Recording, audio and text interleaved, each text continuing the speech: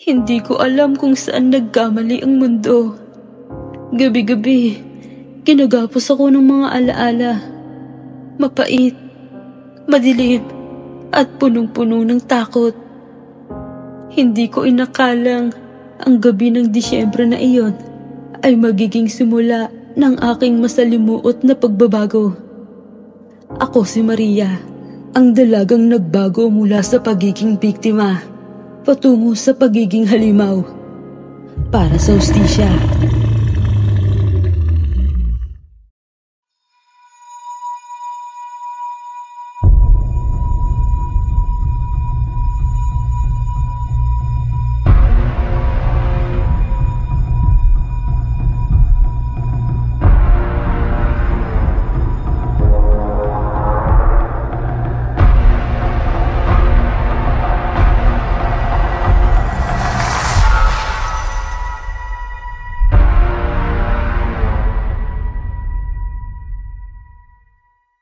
Madilim ang gabing iyon, buo ang buwan, ngunit tila nagtatago ang liwanag nito sa ulap. Pauwi ako mula sa pagtitinda ng mga kalamay sa bayan. Ito na kasi ang nakasanayan kong gawin sa araw-araw. Nag-iisang anak lang ako at kailangang kumayod dahil may sakit ang aking ina. Ang ama ko naman ay sumakabilang bahay na. Kaya mag-isa kong tinataguyod ang pangangailangan namin sa araw-araw. Sanay na ako sa paglakad sa mahabang kalsadang iyon. Palibhasa'y walang ibang daan papunta sa aming baryo. Tahimik ang paligid. Tanging tunog ng mga kuliglig at huni ng mga kabayong dinadaanan ko ang naririnig ko. Hindi ko napansin ang tatlong lalaking nagkukumpulan sa likod ng malaking puno. Bigla silang lumabas, sumalubong at binulungan ako ng mga salitang nakakakilabot. Sumama ka na lang, Maria. Promise, mabilis lang ito. Sabi ni Tomas, ang leader nila. Matagal ko na siyang kilala. Palagi siyang nakatingin sa akin sa palengke o kahit saan man ako magpunta. Madalas, nakikita ko siya. Ngunit hindi ko kailanman inisip na kaya niyang gawin ito sa akin. Ang harangin ako kasama ang mga kaibigan niya. Dapat pala sa umpisa pa lang na may kakaiba sa kanya. Sa kanila ay umiwas na ako. Nakaramdam ako ng takot sa kanila. Kaya tumakbo ako at iniwan na lang ang basket na dala ko.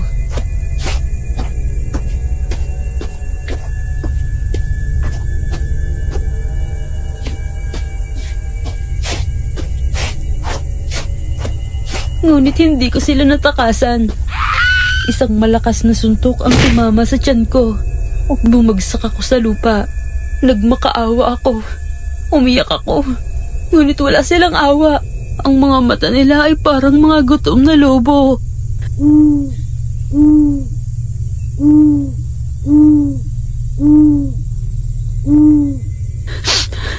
Parang awa niyo na. Wag. Saglit lang ito, Maria. Oo nga, magugustuhan mo din itong gagawin namin. Matagal na akong may pagnanasa sa'yo. Ang ganda mo. Ang kinis ng mga balat mo. Parang ang sarap mong... Hindi.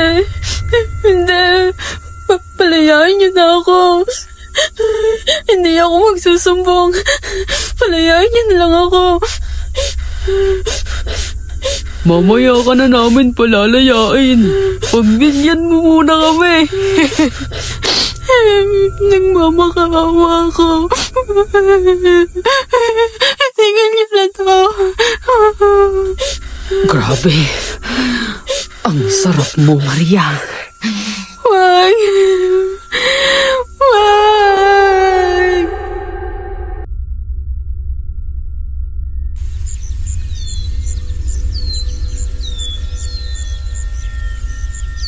Paggising ko, duguan ako at halos subad. Iniwan nila ako sa gitna ng masukal na kakahuyan na parang basahan na itinapon pagkatapos gamitin. Ang sakit. Ang sakit-sakit. Hindi lang ang pagkababae ko ang masakit. Ang puso ko, ang utak ko, nagdurugo sa sobrang sakit. Parang sinasaksak ng paulit-ulit. Walang tao sa paligid. Walang tutulong. Halos gumapang ako pauwi. Ngunit kahit sa sariling magulang ko, hindi ko masabi ang nangyari. Paano mo maipapaliwanag ang ganoong klase ng kahihiyan? Tsaka may sakit ang aking ina. Ayokong pati siya ay masaktan pa. 1 linggo akong nagkulong sa bahay. Hindi ako kumakain.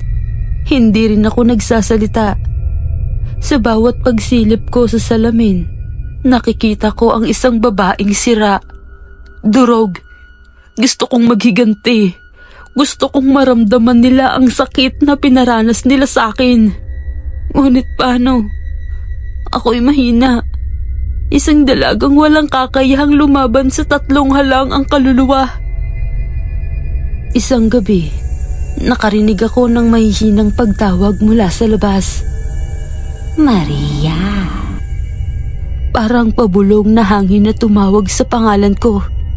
Lumabas ako ng bahay at nakita ko ang isang matandang babae sa likod ng isang puno. Kung gusto mong makapaghiganti, sumama ka sa akin. Sabi niya. Sino ka? Hindi ko siya kilala. Ngunit may kakaiba sa kanyang presensya. Parang hinahatak ako ng isang misteryosong puwersa papunta sa kanya. Ako ang tutulong sa iyo upang maipaghiganti mo ang iyong sarili laban sa mga taong umabuso sa iyo. Teka, paano mo nalaman na nangyari sa akin? Hindi na mahalaga yon. Ang importante ay matutulungan kita sa problema mo. Dinala niya ako sa isang liblib na kuweba sa kagubatan. Doon, tinuruan niya ako ng mga dasal at ritual. Sinabi niyang kailangan kong ialay ang huling hibla ng aking pagkatao upang magising ang halimaw na nasa loob ko. Sa gabi ng kabilugan ng buwan, ininom ko ang dugo ng itim na manok at nilagyan ng langis ang buong katawan ko. Pakiramdam ko'y may sumisigaw sa loob ng utak ko. Napasigaw ako ng malakas at sa unang pagkakataon, naramdaman ko ang kakaibang lakas na bumabalot sa akin.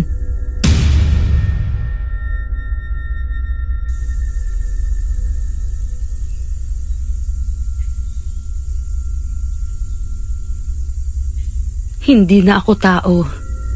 Ang mga mata ko'y nagiging pula tuwing nagagalit ako.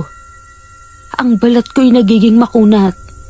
May mahahabang pangil at may matatalas na kuko na humahaba sa aking mga daliri.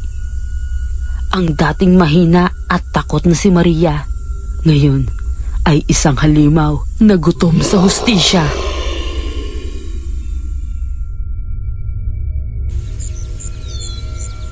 Unang biktima ko ay si Densyo. Nakita ko siya sa palengke. Nagpapatawa kasama ang mga kaibigan niya. Hindi nila ako napansin nang lapitan ko sila. Nang sumapit ang gabi, sinundan ko siya papauwi. Siya ang uunahin ko. Total naman malaman siya. Siya ang kauna-unahang makakatikim ng paghiganti ko. Pagdating niya sa isang madilim na eskinita, tumalon ako mula sa bubong at hinila siya papunta sa dilim. Nagsisisigaw siya, ngunit walang nakarinig. Tulong! Tulungan niyo ako! Hindi mo na ako natatandaan? Bulong ko sa kanya habang pinipilipit ko ang kanyang leeg. Aray! Sino ko ba? Ano ba kasalanan ko sa'yo? Hindi mo na natatandaan? Sino ko ba talaga? Hindi mo na natatandaan ng babaeng binaboy niyo? Hindi. Maria? Oo. Ako nga.